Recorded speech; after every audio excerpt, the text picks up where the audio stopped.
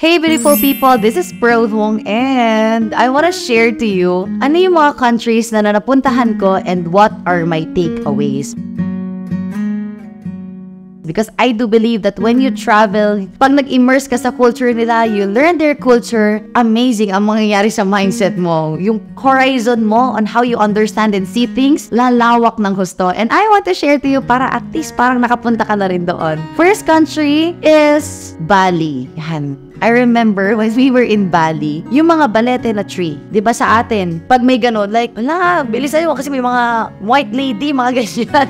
O kaya may mga kung ano-ano nandun daw. Pero sa Bali, alam mo ba, doon sila nagpa-pray in a banyan tree, balete. Doon sila nagbibigay ng offerings nila. Kaya pala yung sa baba ng balete, may mga iba-iba na mga offering. What's that? Siyempre, nagtatanong tayo, what's that? Sabi niya, oh, it's a offering. We pray there. Sabi pa sa akin ng driver namin, you wanna meditate there? Ang kulit. Tapos when we went to their temple, meron doon na mga itsura na parang dragon. Tapos yung paa niya parang manok. Pero yung ulo niya parang dragon. Tapos mga nakalabas yung mga pangil, mahaba yung dila, malaki yung mata. And you know what? Sabi ko, what's that? Siyempre, di ba? What's that? Sabi niya, oh, those are our angels. Ha? Pwede parang sa atin, parang it's the other way around, di ba? Sa kanila, angels nila yon. Pero you know what? Sobrang na-appreciate ko yung country nila. Kasi ang mura ng country. And tinanong ko, why is it cheap? Parang why is Bali one of the cheapest country you can go to? Alam mo sabi niya, because we believe in the law of karma. We don't want to charge so much because we don't want that to happen to us. So, nakakatuwa na parang na-open yung mind ko na if yun yung paniniwala nila at yun yung way of their culture na sobrang ganda, di ba? Parang who am I to judge? And then we go to, and basta sobrang dami pa, and we go to Japan. Yan, Japan.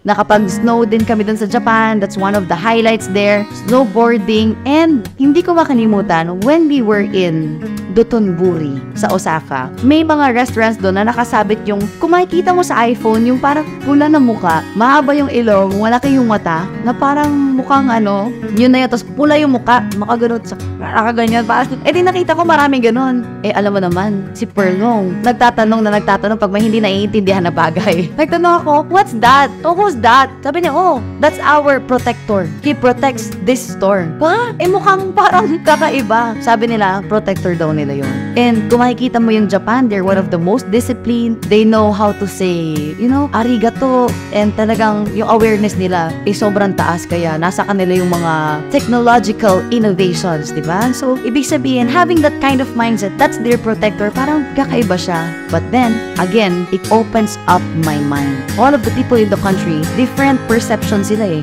Ano yung angel, ano yung itsura ng protector, and paano nila sineshape yung culture nila.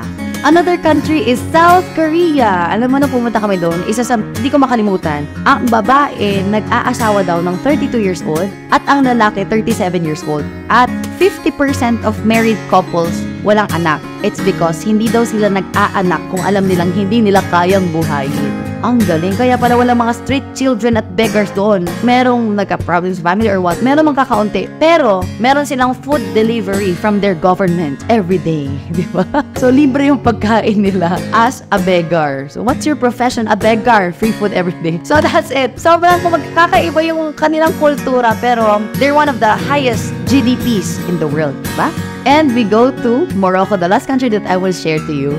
Morocco, there is where you can see the Sahara Desert na Marrakesh, and sobrang gusto ko yung kanilang design sa mga bahay. Alam mo, even yung alulod ng bubong, daanan ng tubig, lahat may design, lahat may art. Talagang they're so passionate sa expression of art sa kanila. That's why sobrang love ko yung country din na yun dahil sobrang colorful niya. And alam mo ba, natanong ko, bakit maraming asawa ang mga lalaki doon? So, in-explain naman ang tour guide namin. And panoorin nyo ang aking Morocco vlog. And they do appreciate nature. Hindi sila kumakain hanggat hindi lubog yung araw. Because that time, talagang na-timingan na Ramadan nung pumunta kami doon. Alam mo ba, meron kami driver doon na ang layo ng biyahe from Chefchaouen going to Sahara Desert. It's really a long drive. Parang full day, yun lang yung gagawin mo. Yung driver namin, parang inaalala ko, kami ilang beses na kumain siya, hindi pa rin talaga. Even water, hindi siya uminom. So that's how disciplined they are. Kaya hindi natin masabi na, oh, marami silang asawa. O meron din silang reason bakit ganon. Meron silang paniniwala. And nakakatuwa yung explanation nila doon. Because